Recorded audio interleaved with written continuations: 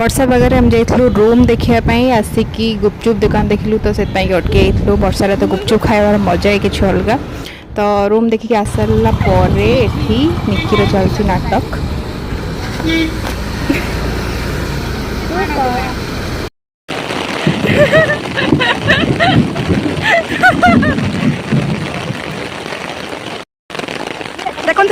देखु महात्मा गांधी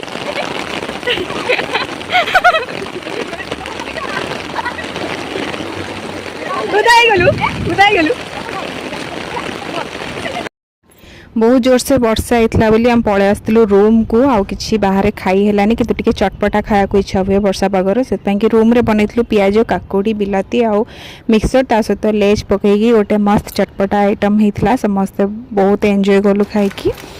बहुत बाहर को जावाक इच्छा था मोमो खाया इच्छा था किंतु खाई हेलानी तो से कि रूम रे बनई चटपटा